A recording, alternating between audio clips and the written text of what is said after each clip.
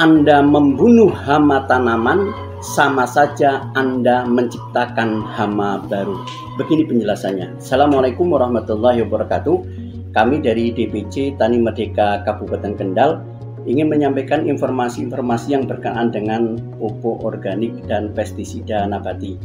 Teman-teman petani yang kami cintai dan kami banggakan, bahwa ketika kita membunuh hama tanaman, tanpa sadar sebenarnya kita sedang menciptakan hama yang baru. Kenapa demikian? Karena sebenarnya ekosistem alam ini dikatakan hama itu kalau sesuatu itu tumbuh lebih daripada biasanya. Kalau satu ulat hinggap di tanaman kita, itu belum dikatakan hama, karena ulat tidak akan merusak tanaman kita. Tapi begitu satu pohon sudah isinya ulat semua dan daun kita dimakan, itu baru akan dikatakan hama. Kenapa bisa terjadi hama? Karena ada satu spesies berkembang biak lebih besar daripada spesies pemangsanya. Dan biasanya hama ini muncul karena ekosistem alam ini tidak terjaga. Kenapa tidak terjaga? Karena ketika muncul satu ekosistem yang berlebihan, kita langsung menghabisinya. Sehingga hewan yang dimakan oleh hewan yang kita bunuh akhirnya tidak ada yang mengurangi, sehingga ini akan muncul menjadi jumlahnya berlebihan dan akan menjadi hama baru, dan begitu seterusnya. Artinya ketika kita membunuh satu hama, satu spesies, satu jenis hama, maka turunannya ini akan menjadi hama baru. Ketika kita bunuh sampingnya, maka ini akan menjadi hama baru. Maka terus menerus hama itu tidak akan pernah selesai di dalam tanaman kita. Terus bagaimana solusinya?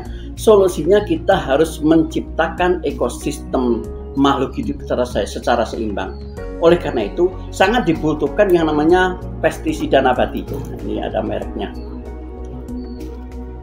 Pestisida nabati. Ini contoh pestisida nabati yang diajarkan di Atambua. Cuma karena di sini yang melimpah itu daun tertentu, maka tidak saya memakai daun yang ada di sini. Kebetulan ini kita pakai daun suren. Bisa juga pakai daun sesat, bisa juga pakai daun-daun yang lain. Kenapa harus pakai pestisida nabati?